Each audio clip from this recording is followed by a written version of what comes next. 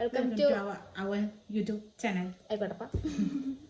അപ്പോൾ എല്ലാവരും കേട്ടിട്ടുണ്ടാവുമല്ലോ മറ്റേ ഒരു നവജാത ശിശു കുറേ വൈകല്യങ്ങളുമായിട്ട് ജനിച്ചത്. അപ്പോൾ ഏച്ചീൻ്റെ പ്രഗ്നൻസി എല്ലാം ഇപ്പം കഴിഞ്ഞതേ ഉള്ളൂ. എൻ്റെ ഡെലിവറി കഴിഞ്ഞിട്ട് 2 മാസമേ ആയിട്ടുള്ളൂ. അപ്പോൾ നമുക്ക് ഇവക്ക് എന്തെല്ലോ അതിനെപ്പറ്റി ചോദിച്ചറിയണമെന്ന് പറഞ്ഞിങ്ങനെ നമുക്ക് ഇവളെ ഡൗട്ട് എന്തെല്ലാം നോക്കാം. എക്സ്പീരിയൻസും കൂടെ പറഞ്ഞുതരാം. ഏച്ചി ഗവൺമെൻറ് ഹോസ്പിറ്റലല്ലേ ഡെലിവറി കഴിഞ്ഞേ. അപ്പോൾ അവിടുത്തെ ഡോക്ടർമാരുടെ ആയാലും നേഴ്സിൻ്റെ ആയാലും മറ്റേ ചെക്കപ്പും കാര്യങ്ങളുടെ എങ്ങനെയാന്ന് ഒന്ന് അറിയാൻ വേണ്ടിയിട്ടാണ് അറിയണം എനിക്ക്. വെച്ചുകഴിഞ്ഞാൽ ഞാൻ പെട്ടെന്നാണ് അഡ്മിറ്റ് ആവുന്നത് ചെക്കപ്പിന്. സാധാരണ എനിക്ക് 37 വീക്കും 6 ഡേയ്സും ആയിട്ടുണ്ടായിരുന്നു. അപ്പോൾ ഞാൻ ചെക്കപ്പിന് പോയപ്പോൾ ഭയങ്കര ടയേർഡായിട്ടാണ് പോകുന്നത്. അപ്പോൾ ഡോക്ടർ പറഞ്ഞു ഇന്ന് തന്നെ അഡ്മിറ്റ് ആവണമെന്ന് പറഞ്ഞു. എല്ലാം അവർ പെട്ടെന്ന് ചെയ്തിന്. എനിക്കും നല്ല പേടിയുണ്ടായിരുന്നു. അപ്പോൾ എന്നെക്കാളും മുമ്പ് പ്രസവിച്ച ഏച്ചിമാരെല്ലാം എന്നോട് പറഞ്ഞിട്ടുണ്ടായിരുന്നു ഗവൺമെൻറ് ഹോസ്പിറ്റലിൽ എല്ലാവരും ഭയങ്കര റൂഡായിട്ടാണ് പെരുമാറുക. പക്ഷേ എങ്കിൽ ജനുവൻലി പറയുകയാണെങ്കിൽ നമ്മളോട് ആരോടും അങ്ങനെ റൂഡായിട്ടൊന്നും പെരുമാറിയിട്ടൊന്നുമില്ല. എല്ലാവരും ഭയങ്കര സോഫ്റ്റായിട്ട് തന്നെയാണ്. ആരും അങ്ങനെ ദേഷ്യപ്പെട്ടാണ് സംസാരിച്ചില്ല. പക്ഷേ ഞാൻ PV ചെയ്യാൻ വേണ്ടിയിട്ട് ലേബർ റൂമിലേക്ക് PV തന്നെയല്ലേ അതിന് പറയാ. PV എന്നാണ് എൻ്റെ ഒരു ധാരണ. PV ചെയ്യാൻ വേണ്ടിയിട്ട് ഒന്നും കൂടി നമുക്ക് PV തന്നെയാണെന്ന് അറിയില്ല. അത് സാറല്ല പറഞ്ഞോ, കുഴപ്പമില്ല. ആദ്യത്തെ പ്രഗ്നൻസി അല്ലേ, അടുത്തേലാകുമ്പോൾ സെറ്റ് ആയിക്കോളും. പറ, കണ്ടിന്യൂ. എന്തെങ്കിലും ഇൻസൈഡ് അവർ ചെക്ക് ചെയ്യാമല്ലോ. അതിന് പോയപ്പം ഒരു രണ്ടാമത്തെ ഡെലിവറിക്ക് വന്ന ഒരു കുട്ടീനോട് അവർ കളമ്പുന്നുണ്ടായിന്. രണ്ടാമത്തെ അല്ലേ, പിന്നെ എന്തിനാ ഇത്ര പേടിക്കേണ്ട ആവശ്യം, ഒരിക്കൽ ചെയ്തിട്ട് എക്സ്പീരിയൻസ് ഉണ്ടല്ലോ, പിന്നെ എന്തിനാ ഇങ്ങനെ പേടിക്കുന്നു വെച്ചാൽ. അപ്പം ശരിക്കും എനിക്ക് പേടിയാണ്. പക്ഷേ എങ്കിൽ വേദനിച്ചിട്ട് കാര്യം എന്തെങ്കിലും ചെയ്ത് കഴിഞ്ഞാൽ കൂടുതൽ അവർ വഴക്ക് പറയുന്നു എനിക്ക് മനസ്സിലായതുകൊണ്ട് ഞാൻ ഒന്നും മിണ്ടാണ്ട് അടങ്ങി അവിടെ കിടക്കുകയും ഇതിന്. പക്ഷെ അപ്പോൾ അവർ പറഞ്ഞു ഈ കുട്ടീനൊക്കെ നോക്കാം, ഫസ്റ്റ് ആയിട്ട് പോലും ഒച്ചപ്പാടും ബഹളമൊന്നും ആക്കിയിട്ടില്ലല്ലോ. അല്ല, ശരിക്കും നല്ല വേദനയെല്ലാം ഉണ്ടാവും. പക്ഷെ എങ്കിൽ അങ്ങനത്തെ യാതൊരു പ്രശ്നം ഉണ്ടല്ല. ഡെലിവറി അതുവരെ എനിക്ക് നോർമലായിരുന്നു. പെട്ടെന്ന് ഓപ്പറേഷനിലേക്ക് പോകുമ്പം ഞാൻ ചോദിച്ചായിരുന്നു ആ ഡോക്ടറിൻ്റെ അടുത്ത്. ഡോക്ടർ എന്നെ കൺസൾട്ട് ചെയ്ത ഡോക്ടറല്ല, വേറെ ഒരാളും കൂടി ഉണ്ടായിന്, വേറൊരു ഡോക്ടറും കൂടി ഉണ്ടായി. ഡോക്ടറോട് ഞാൻ ചോദിച്ചിട്ടുണ്ടായി എനിക്കിനി നോർമൽ ആവൂലേ ചോദിച്ചു. അപ്പം അവർ കൈ ഇങ്ങനെ ഷോൾഡറിന് ഇങ്ങനെ വെച്ചിട്ട് പറഞ്ഞു ഓരോ കുട്ടിയും ജനിക്കുന്നത് ദൈവത്തിൻ്റെ തീരുമാനത്തിലാണ്, ഒന്നും കൊണ്ട് പേടിക്കേണ്ട, ഓപ്പറേഷനൊന്നും സിസേറിയനൊന്നും യാതൊരു പ്രശ്നവും ഉണ്ടാവില്ല, ഒന്നും കൊണ്ട് പേടിക്കേണ്ട, നന്നായിട്ട് വരുന്നവർക്ക് പോയി. ശരിക്ക് അതെനിക്ക് ഭയങ്കര ഒരു പോസിറ്റിവിറ്റി ഉണ്ടായിരുന്നു. കാരണം ഞാൻ നോർമലി എന്ന് പറഞ്ഞ് പോയിട്ട് പെട്ടെന്ന് ഓപ്പറേഷൻ ആയപ്പോൾ എനിക്ക് ഭയങ്കരമായിട്ട് ടെൻഷൻ ഉണ്ടായി. പക്ഷെ ആ ഒരു വാക്ക് ഭയങ്കര സ്ട്രൈക്കിങ് ആയിരുന്നു, ഭയങ്കര പോസിറ്റിവിറ്റി ആയിരുന്നു. അപ്പോൾ അവിടുത്തെ ഈ മാസം തോറും എന്തോ ചെക്കപ്പും കാര്യങ്ങളില്ലേ, ഈ 5-ാം മാസം 7-ാം മാസം 3-ാം മാസം. അപ്പോൾ അവര് നമ്മൾ ഇപ്പൊ പറഞ്ഞു വന്നത് ആ നവജാത ശിശുവിന്റെ അല്ലേ. അപ്പൊ അവര് തന്നെ അതിനകത്ത് പറയുന്നുണ്ട് 5-ാം മാസം ഒന്നും അവര് ചെക്കപ്പ് ചെയ്യാൻ വേണ്ടി ഡോക്ടർ പറഞ്ഞിട്ടില്ല. അങ്ങനെ എന്തോ അങ്ങനെയല്ല അനോമലിസിസ് ചെയ്തിട്ടും അതിൽ കണ്ടിട്ടില്ല എന്നാ പറഞ്ഞത്. അതങ്ങനെ കാണൂലേ? അനോമലിസ് കാണേണ്ടതാണ് ശരിക്ക്. നമ്മള് ഒരു ഫസ്റ്റ് സ്കാനിങ് റിപ്പോർട്ട് കൊണ്ടുപോയി ആ പിന്നെ സ്കാനിങ് മുതലുള്ള എല്ലാ റിപ്പോർട്ടുകളും അടുത്ത സ്കാനിങ്ങിന് അവർ നോക്കും.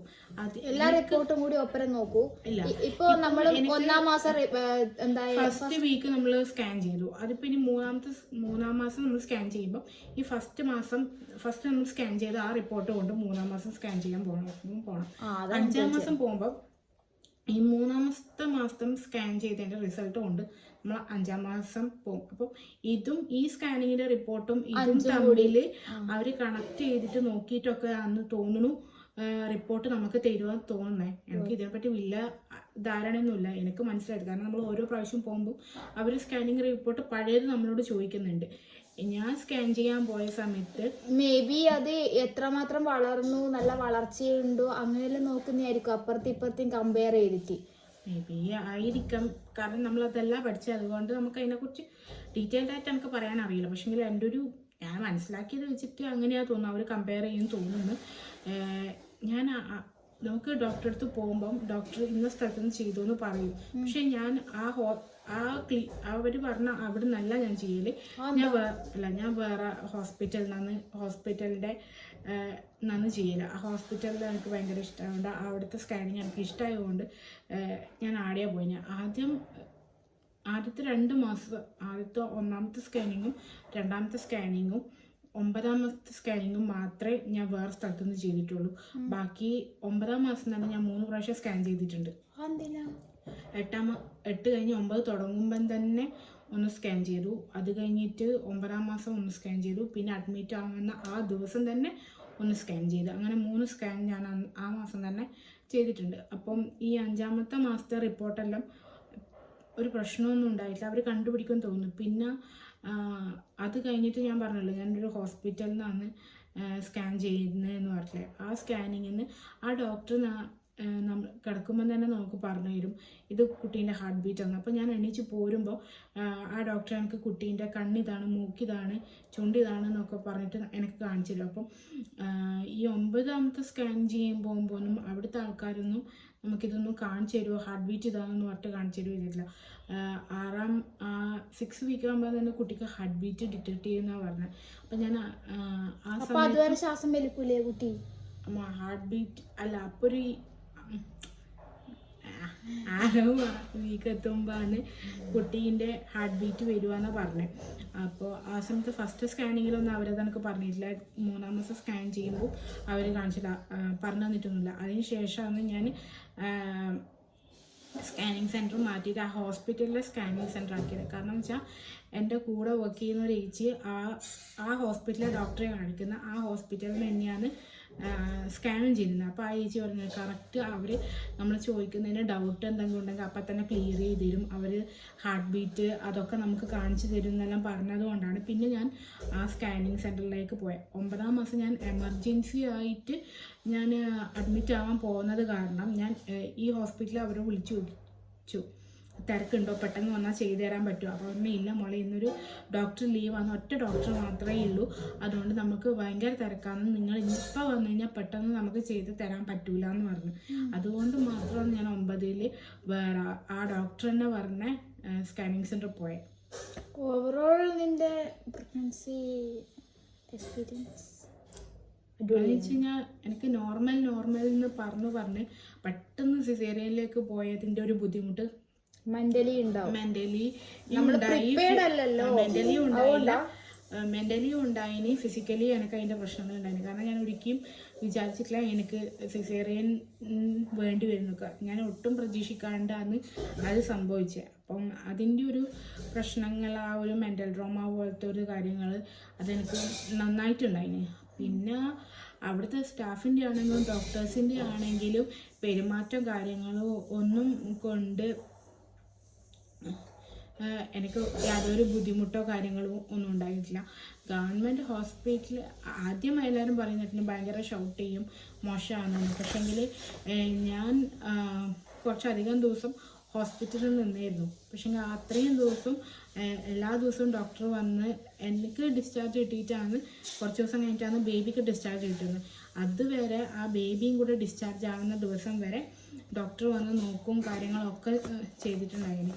എനിക്ക് മൊത്തത്തിൽ ഗവൺമെൻറ് ഹോസ്പിറ്റലിൽ നിന്ന് വലിയ മോശമൊന്നുമില്ല. എനിക്ക് ആകെ ഒരു പ്രശ്നം എന്ന് പറയാൻ, എനിക്ക് നോർമൽ എന്ന് പറഞ്ഞിട്ട് പെട്ടെന്ന് സിസേറിയനിലേക്ക് പോയിട്ടും വേണമെന്ന് പറഞ്ഞ് എൻ്റെ വീട്ടുകാർ സൈൻ ചെയ്ത് കൊടുക്കുന്ന സമയം സൈൻ ചെയ്യുമ്പോഴത്തേക്ക് എൻ്റെ ഓപ്പറേഷൻ കഴിഞ്ഞിട്ടുണ്ടായിന്.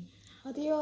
അപ്പൊ സൈൻ ചെയ്ത് കൊടുത്തിട്ടില്ലെങ്കിലോ? സൈൻ ചെയ്ത് കൊടുക്കണം. അതല്ല, ഇവര് സൈന് കിട്ടി ഇവർ ഓപ്പറേഷൻ ചെയ്യട്ടെ ഇതിൽ തീരുമാനിച്ചു വരുമ്പോഴത്തേക്ക് കുട്ടീൻ്റെ കാര്യത്തിലും എൻ്റെ കാര്യത്തിലും ഒരു തീരുമാനവും അതൊന്നുമില്ല. ഓപ്പറേഷൻ വേണമെന്ന് എന്നോട് ഡോക്ടർ പറഞ്ഞു, വൈഷ്ണ എനിക്കിപ്പം ഓപ്പറേഷൻ വേണം എന്ന് പറഞ്ഞു. അപ്പാട് ഓപ്പറേഷൻ ചെയ്തു. അപ്പാട് ഡ്രസ്സൊക്കെ മാറ്റി ഓപ്പറേഷൻ ചെയ്യാൻ വേണ്ടി കൊണ്ടുപോയി.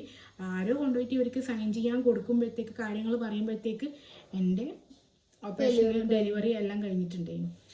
പക്ഷെ അത് അവർ പെട്ടെന്ന് ചെയ്തത് കാരണം എനിക്കും വലിയ പ്രശ്നങ്ങളുണ്ടായില്ല, വാവിനും സേഫായിട്ട് അവർക്ക് എടുക്കാൻ പറ്റി.